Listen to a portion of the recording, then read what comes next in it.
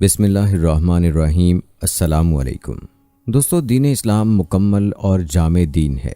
اس پر ایمان اس وقت اور پختہ ہو جاتا ہے جب ہمیں زندگی کا کوئی گوشہ اور کوئی شعبہ ایسا نہیں ملتا جہاں اسلام نے رہنمائی فراہم نہ کی ہو، خواہ اس کا تعلق عبادات سے ہو یا معاشرت سے یا پھر خوشی و غم کو منانے کے آداب و طریقے۔ اسلام نے ہر موقع پر ہماری رہنمائی کی ہے۔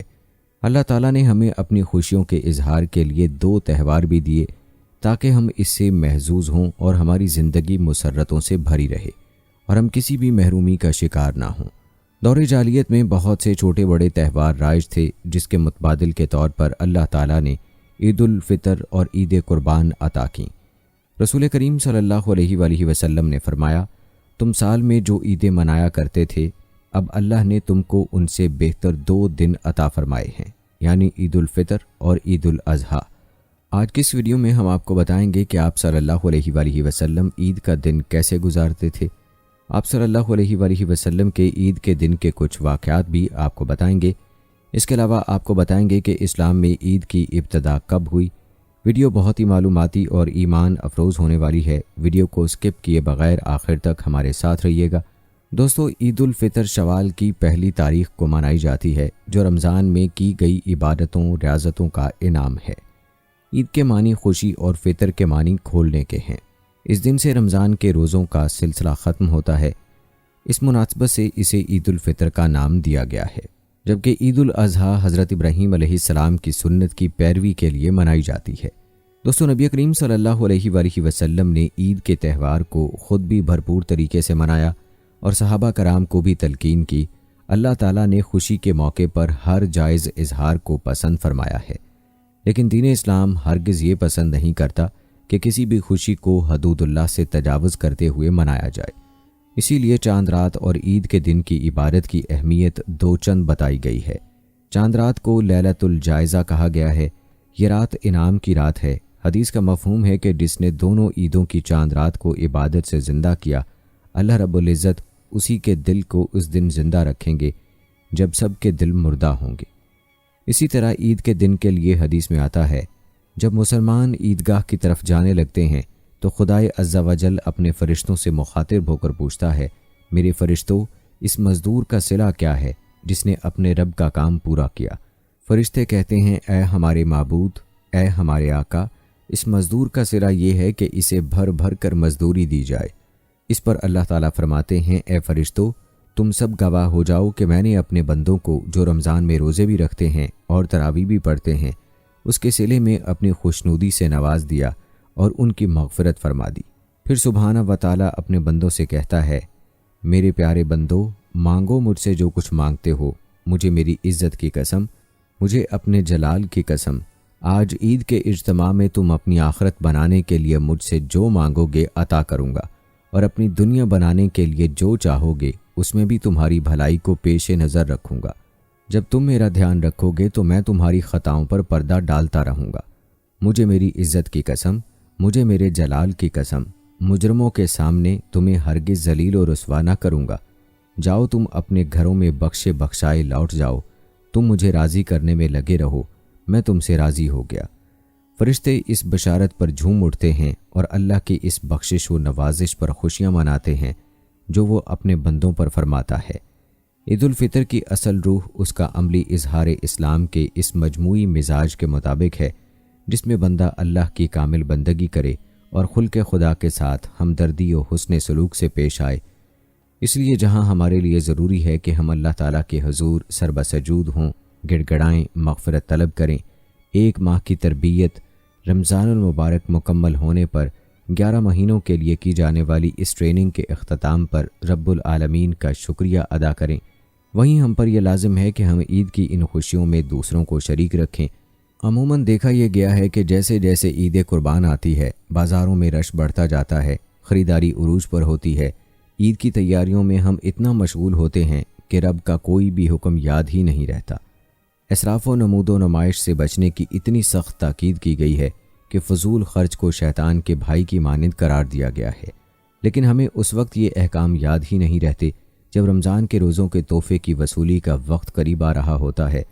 اس وقت یہ امتحان ہوتا ہے کہ آیا ہمارے یہ روزے و عبادتیں ہمارے نفس کا تزکیہ کرنے میں کامیاب ہوئیں یا ہم بھی نفسانی خواہشات کا شکار ہیں۔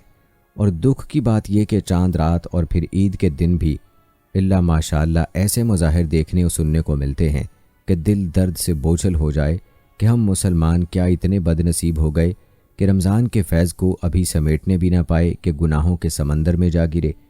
عید کے دن باب العلم امیر المومنین جناب حضرت علی رضی اللہ تعالی عنہ کو لوگوں نے خشک روٹی کھاتے ہوئے دیکھا تو انہوں نے کہا، یا امیر المومنین، آج تو عید کا دن ہے۔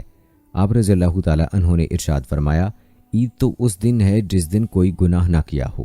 اس قوم سے اپنی عید کا مقابلہ کریں تو ہمیں احساس ہوگا کہ ہم سے تو رمضان میں بہت سے گناہ نہیں چھوٹے۔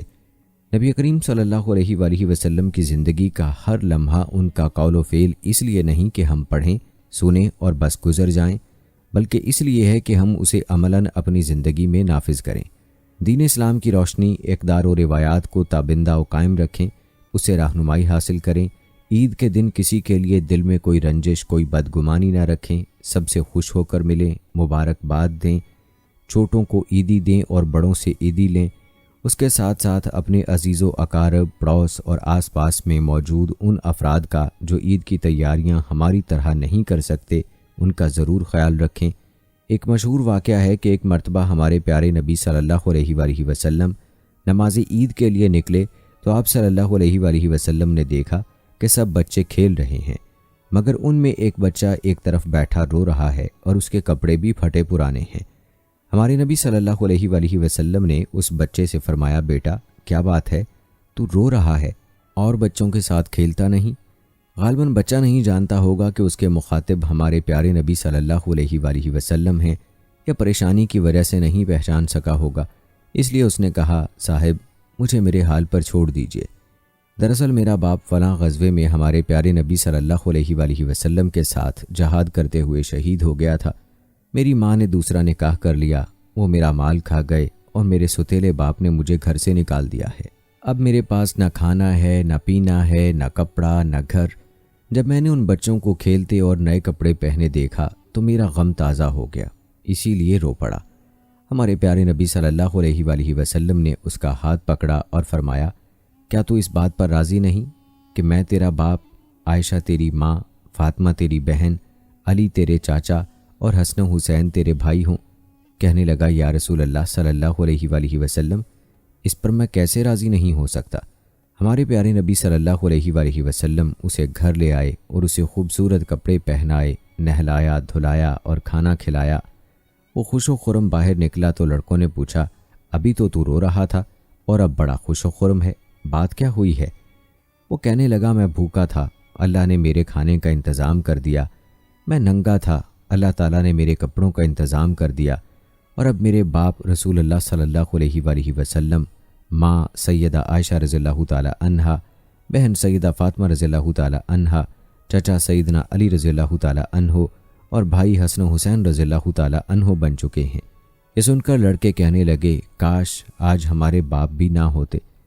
یہ لڑکا ہمیشہ ہمارے پیارے نبی صلی اللہ علیہ وآلہ وسلم کی زیر کفالت رہا، حتیٰ کہ جس دن آپ صلی اللہ علیہ وآلہ وسلم کا وصال ہوا تو یہ بچہ رو رہا تھا اور کہہ رہا تھا، افسوس میں آج پھر یتیم اور غریب ہو گیا۔ اس کے بعد حضرت ابو بکر صدیق رضی اللہ تعالی عنہ نے اس کو اپنے ساتھ ملا لیا۔ دوستو، عید الفطر کا دن صرف جشن ہی نہیں بلکہ یوم احتساب بھی ہے۔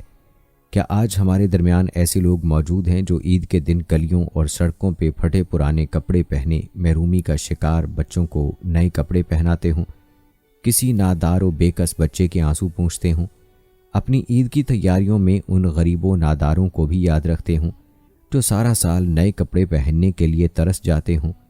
عید کی خوشیاں ضرور منائیں، تیاریاں بھی خوب کریں، لیکن بس یہ دھیان رکھنا ضروری ہے کہ جہاں اسراف و فضول خرچی کی رب نے ممانعت کی ہے، وہیں نمود و نمائش کو بھی ناپسندیدہ عمل قرار دیا ہے، اس لیے کہ یہ سب معاشرے میں محرومیوں کو جنم دینے کا باعث بنتی ہیں۔ اپنے کسی بھی عمل سے کسی کی بھی دل آزاری کا سبب نہ بنے۔ ہم نہیں جانتے، لیکن ہم میں سے جو صاحب استطاعت ہیں ان کا ہر عمل ارد گرد کے غرباء بغور دیکھ رہے ہوتے اور اپنی محرومیوں پر کڑ رہے ہوتے ہیں۔ اس لیے ہمہ وقت یہ کوشش اور دعا کرنی چاہیے کہ جانے انجانے میں ہمارے کسی بھی فعل سے کسی کے اندر محرومی نہ جنم لے۔ کسی کی دل آزاری نہ ہو، بلکہ ہم سب کے لیے باعث راحت و رحمت بنے۔ کوشش اور دعا کرنا ہمارا کام ہے، اس کو پایۂ تکمیل تک پہنچانا اللہ کے ذمے ہے۔ دوستو، یہاں پر آپ کو پیارے آقا صلی اللہ علیہ وآلہ وسلم کا ایک اور واقعہ سناتے چلیں۔ یہ امام حسن اور حسین رضی اللہ تعالی عنہ کے بچپن کا واقعہ ہے۔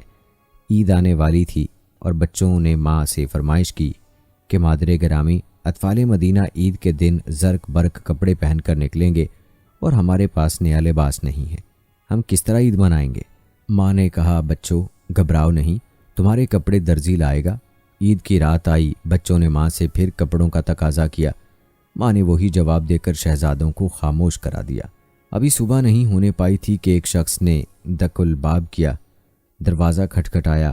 کنیز، بطول، فضا دروازے پر گئیں۔ ایک شخص نے ایک بکچا جو کھولا تو اس میں بچوں کے تمام ضروری کپڑے موجود تھے۔ ماں کا دل باغ باغ ہو گیا۔ وہ تو سمجھ گئیں کہ یہ کپڑے جنت سے آئے ہیں، لیکن منہ سے کچھ نہیں کہا۔ بچوں کو جگایا، کپڑے دیے۔ صبح ہوئی، بچوں نے جب کپڑوں کے رنگ کی طرف توجہ کی تو کہا، امی یہ تو سفید کپڑے ہیں، اطفال مدینہ رنگین کپڑے پہنے ہوں گے۔ اماں جان، ہمیں رنگین کپڑے چاہیے۔ حضور صلی اللہ علیہ وآلہ وسلم کو اطلاع ملی، تشریف لائے، فرمایا گھبراؤ نہیں، تمہارے کپڑے ابھی بھی رنگین ہو جائیں گے۔ اتنے میں جبرائیل علیہ السلام آفتاب لیے ہوئے آ پہنچے۔ انہوں نے پانی ڈالا۔ محمد صلی اللہ علیہ وآلہ وسلم کے ارادے سے کپڑے سبز اور سرخ ہو گئے۔ سبز جوڑا حسن رضی اللہ تعالیٰ عنہ نے پہنا، سرخ جوڑا حسین رضی اللہ تعالیٰ عنہ نے زیب تن کیا۔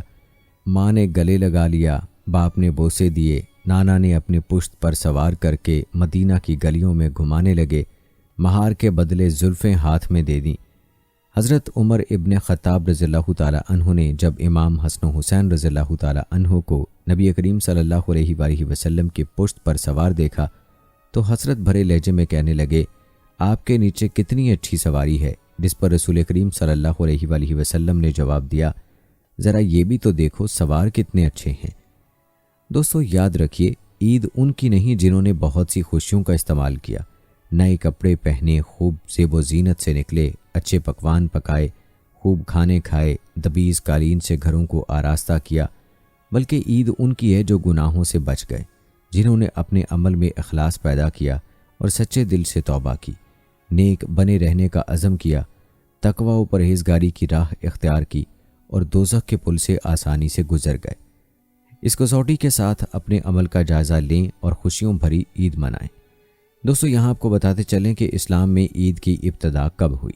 سال میں چند ایام جشن، تہوار اور عید کے طور پر دنیا کی تمام قوموں اور مذاہب میں منائے جاتے ہیں۔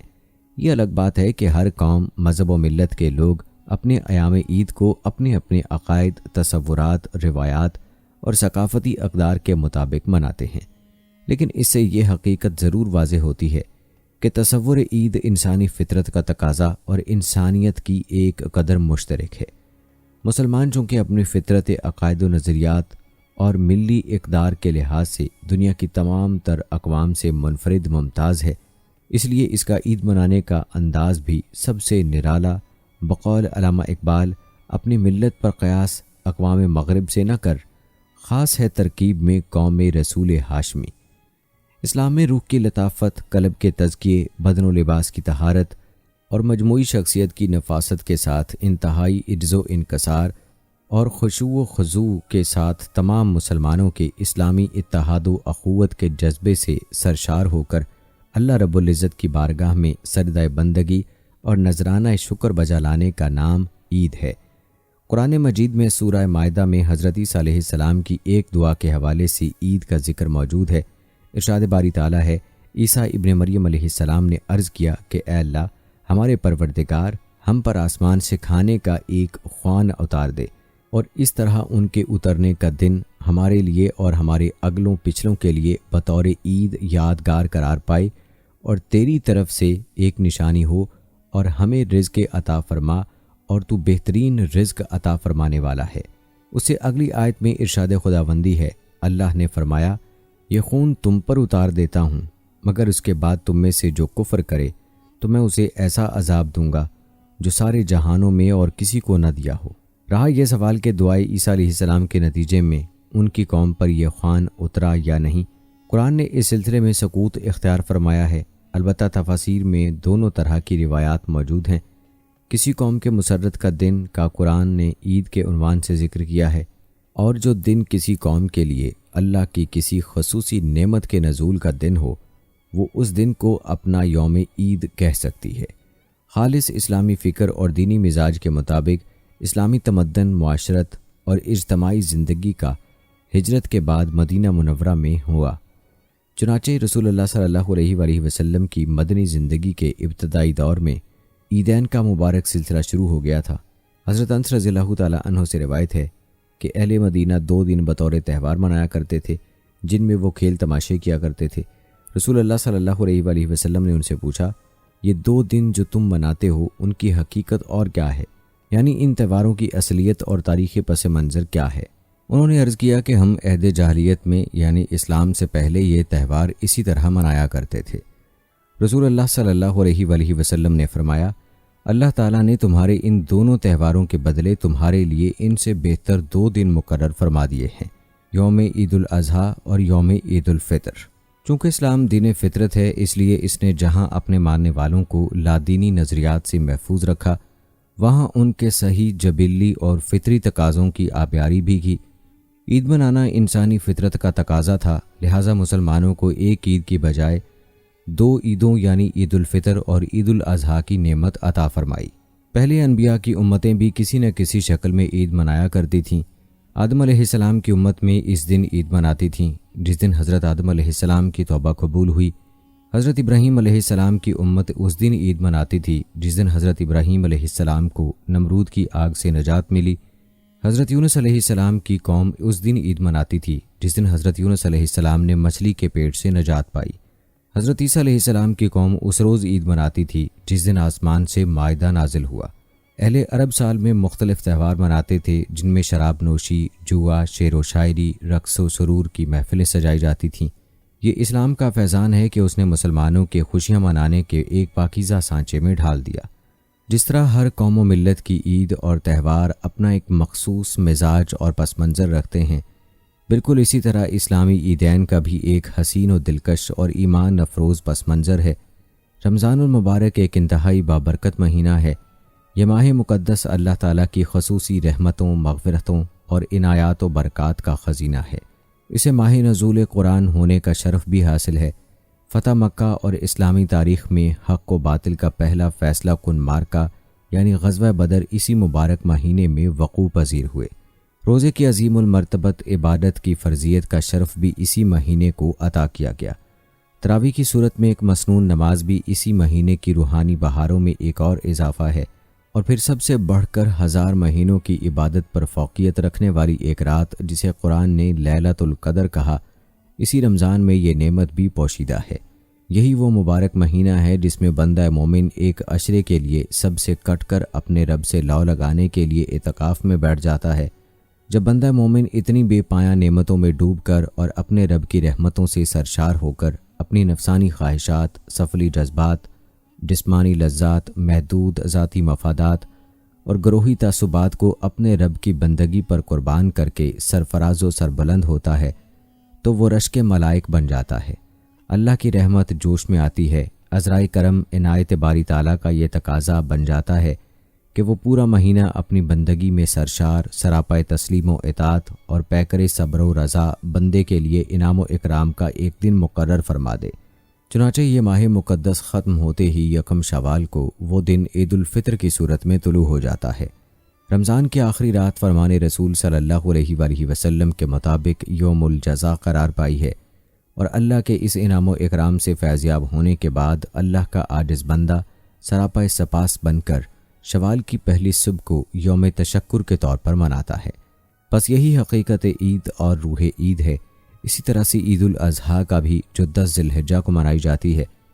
دوستو، دنیا کی تقریباً سبھی قوموں میں تہوار منانے کا رواج ہے، اور مذہب کے لوگ اپنی روایت کے مطابق تہوار مناتے ہیں۔ اسلامی تہوار دوسرے مذاہب کے تہواروں سے بالکل مختلف اور جداگانہ نوعیت کے ہیں۔ ہمارے نبی کریم صلی اللہ علیہ وآلہ وسلم جب مدینہ میں ہجرت کر کے تشریف لائے تو وہاں کے لوگ چھوٹے چھوٹے تہواروں کے علاوہ 9 روز کا جشن اور کچھ بڑے بڑے بتوں کی پوجا کا تہوار بھی مناتے تھے۔ حضور صلی اللہ علیہ وآلہ وسلم نے ان باتوں کو سخت ناپسند فرمایا اور اللہ تبارک و تعالیٰ سے اپنی امت کے لیے دعا فرمائی اور مسلمانوں کے لیے 2 عیدیں مقرر کروا لیں۔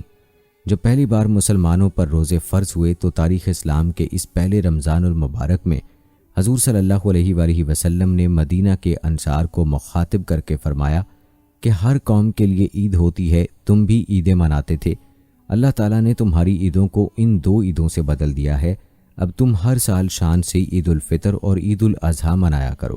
عید کیونکہ ہر سال لوٹ آتی ہے اس لیے اس کا نام عید پڑ گیا۔ عید کا تصور اتنا ہی قدیم ہے جتنی انسانی تاریخ کا کوئی دور ایسا نہیں جو عید کے تصور سے آشنا نہ ہو۔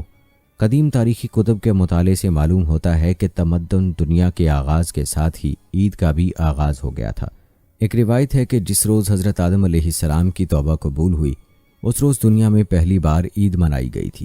دوسری بار عید اس وقت منائی گئی جس روز حابیل اور قابیل کی جنگ کا خاتمہ ہوا تھا۔ حضرت ابراہیم علیہ السلام کی قوم نے اس روز عید منائی تھی جس روز آپ پر نمرود کی آگ گلزار ہوئی تھی۔ حضرت یونس علیہ السلام کی امت اس روز عید مناتی ہے جس روز حضرت یونس علیہ السلام کو مچھلی کی قید سے رہائی ملی تھی۔ حضرت موسیٰ علیہ السلام کی قوم اس روز عید مناتی ہے جس روز حضرت موسیٰ علیہ السلام نے بنی اسرائیل کو فرعون کے مظالم سے نجات دلائی تھی۔ حضرت عیسیٰ علیہ السلام کی امت آج تک اس یوم سعید کو عید مناتی ہے جس روز حضرت عیسیٰ علیہ السلام کی ولادت ہوئی۔ مسلمانوں نے پیارے رسول صلی اللہ علیہ وآلہ وسلم کے اس ارشاد کی تعمیل میں یکم شوال 2 ہجری کو پہلی بار عید منائی۔ عید الفطر حقیقت میں مسلمانوں کی خوشی اور مسرت کا وہ محبوب دن ہے جو سال بھر میں صرف ایک مرتبہ انہیں نصیب ہوتا ہے۔ 1 ماہ مسلسل اللہ کی عبادت کا فریضہ ادا کر کے مسلمان اپنے دل میں مسرت اور خوشی محسوس کرتے ہیں، ان کے قلب میں ایمان کی روشنی پیدا ہوتی ہے اور ان کے دل اس بات کی گواہی دیتے ہیں کہ روزے رکھ کر انہوں نے اللہ تبارک و تعالیٰ کی خوشنودی حاصل کر لی ہے، جس کا نتیجہ ہے کہ ہر سال مسلمان چھوٹا بڑا، امیر غریب، مرد عورت، غرض ہر شخص رمضان المبارک کے اختتام پر بڑے تذک و احتشام سے عید الفطر مناتے ہیں۔ جب رمضان کا بابرکت مہینہ ختم ہوتا ہے اور چاند کی 29ویں شام ہوتی ہے تو غروب آفتاب کا وقت قابل دید ہوتا ہے۔ مکان کی چھتوں پر بچے اور بڑے بھی چڑھ جاتے ہیں، مغرب کی طرف نظر جمائے دیکھتے ہیں کہ ہلال عید نظر آ جائے۔ عید الفطر کے پرمسرت موقع پر جو آپس میں کسی وجہ سے ناراض ہیں ان کو ایک دوسرے سے صلح کر لینی چاہیے اور بروز عید ایک دوسرے سے بغل گیر ہونا چاہیے۔ خوشیاں لائی اس عید کے دن دل میں کوئی رنجش نہ رکھیں، کیونکہ عید آتی ہے اور خوشیاں دے کر چلی جاتی ہے۔ اللہ تعالیٰ قرآن مجید میں ارشاد فرماتے ہیں کہ اور جب انسان اللہ کے فضل اور اس کی رحمت سے سرفراز ہوں تو اسے چاہیے کہ وہ خوب خوشیاں منائے۔ عید کے دن مسلمانوں کی مسرت اور خوشی کی وجہ صرف یہ ہے کہ انہوں نے اپنے خدا کے احکامات کی کئی ماہ تک سختی سے تعمیل کی اور اس تعمیل کے بعد خوشی و مسرور رہتے ہیں۔ اسلام کا کوئی حکم بھی حکمت سے خالی نہیں، اور پھر اسی مبارک مہینے میں زکوٰۃ نکالی جاتی ہے، یعنی امیر لوگ غریبوں کو دینے کے لیے، ضرورت مندوں کی مدد کرنے کے لیے اپنی جمع پونجی یعنی آمدنی میں سے اسلامی قوانین کے مطابق کچھ رقم نکالتے ہیں اور غریبوں میں اس طرح تقسیم کرتے ہیں کہ بہت سے غریب گھرانوں اور حاجت مندوں میں کھانے پینے کی چیزیں اور پہننے کے لیے کپڑے خرید کر دیے جاتے ہیں، اور یوں سب عید کی خوشیوں میں شامل ہو جاتے ہیں۔ اسی ماہ صدقہ فطر بھی دیا جاتا ہے جو ہر امیر غریب غلام پر واجب ہے۔ اگر ہمارے آس پاس یا خاندان میں کوئی عید کی خوشیوں میں شامل نہیں ہو سکتا غربت کی وجہ سے، تو ان کی مدد کرنے سے ہی عید کی خوشیاں دوبالا کریں۔ جیسا کہ ہم سب جانتے ہیں کہ مہنگائی، بے روزگاری نے اکثریت کی زندگی مشکل کر دی ہے۔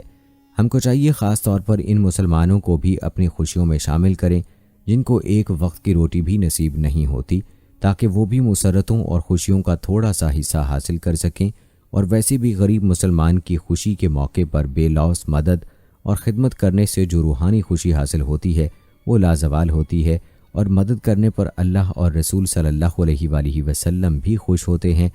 اور اگر ہو سکے تو ان کی مدد کریں تاکہ وہ اپنے بچوں کے لیے کپڑے خرید سکیں۔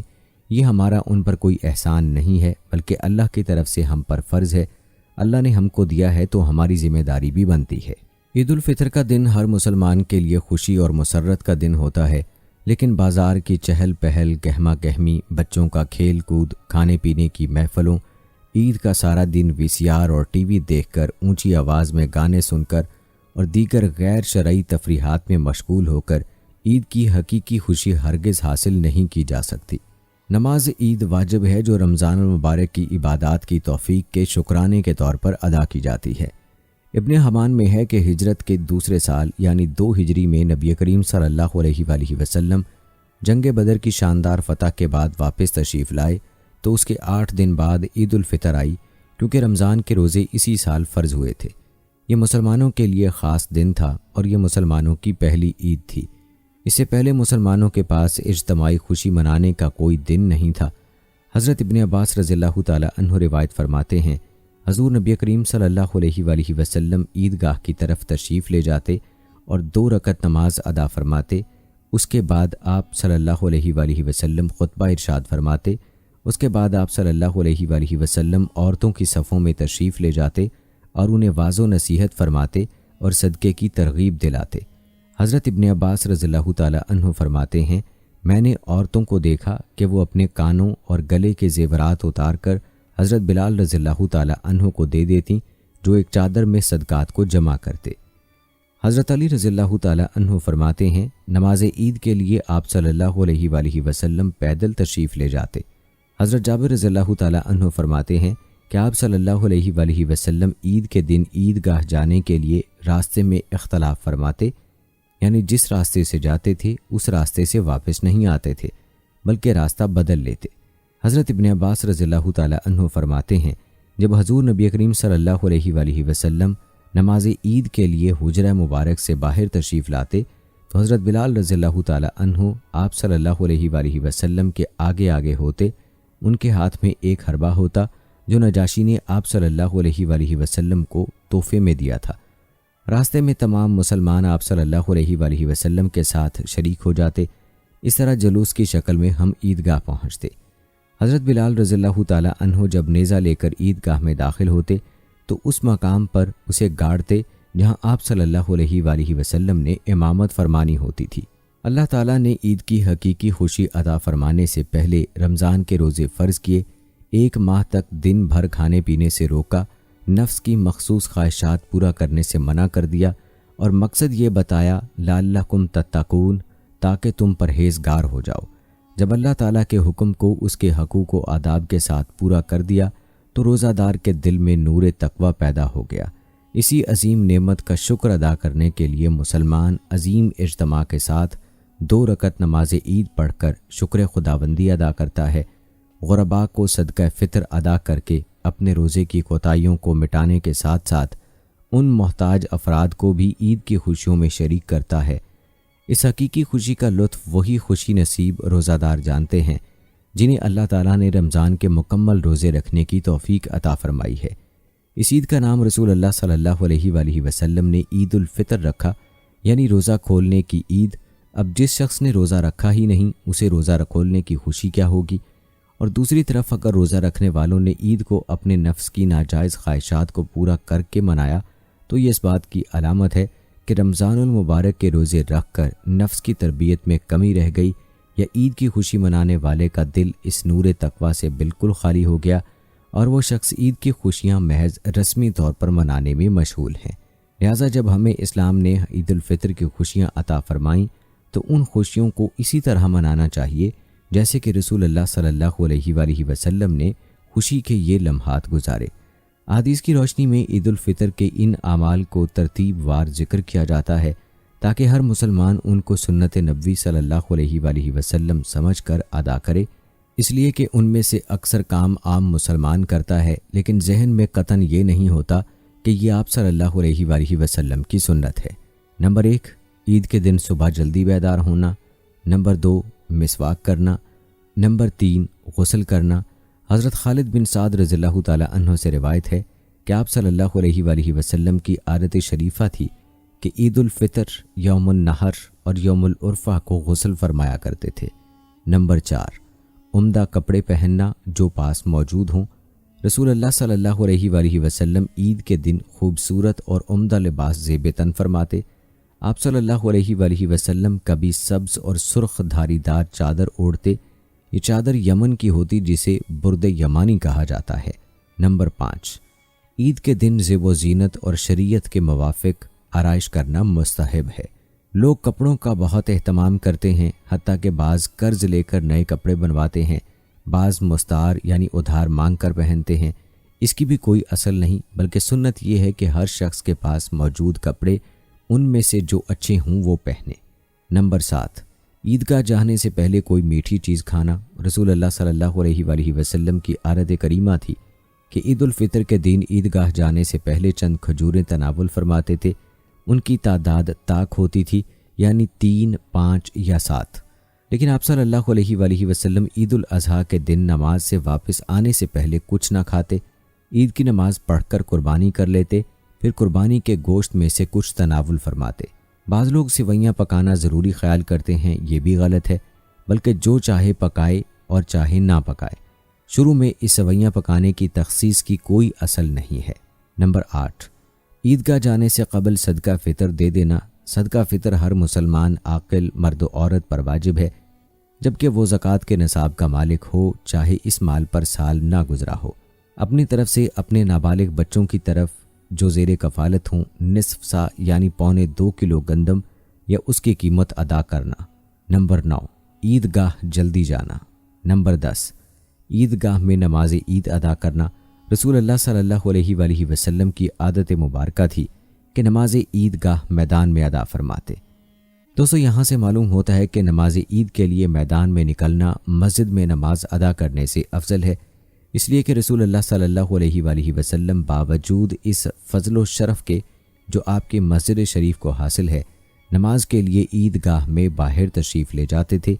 اگر کوئی عذر لاحق ہو تو جائز ہے، جیسا کہ ایک مرتبہ عید کے روز بارش ہو رہی تھی تو رسول اللہ صلی اللہ علیہ وآلہ وسلم نے عید کی نماز مسجد میں پڑھائی۔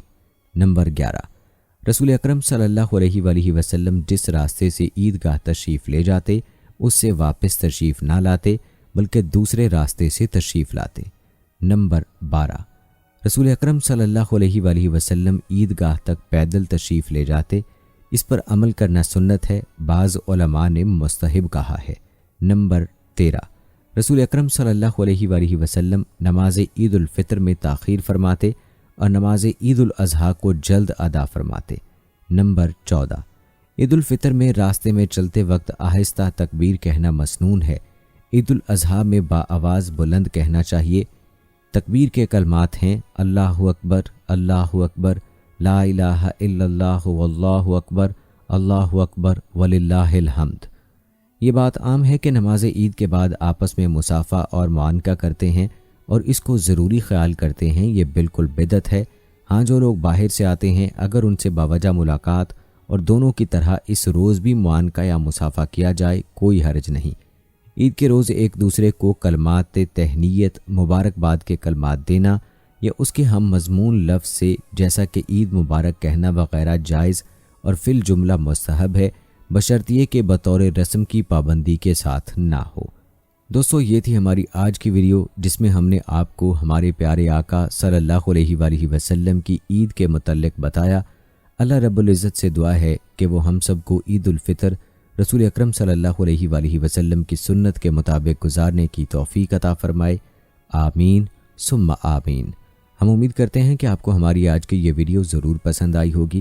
اگر آپ کو ہماری آج کی یہ ویڈیو پسند آئی ہے تو آپ سے گزارش ہے کہ آپ ہمارے چینل کو ضرور سبسکرائب کر لیں اور ساتھ میں لگے بیل آئیکن کو بھی پریس کر دیں تاکہ آنے والی تمام ویڈیوز کا نوٹیفیکیشن آپ کو بر وقت ملتا رہے۔ مجھے اگلی ویڈیو تک اجازت دیں۔ فی امان اللہ۔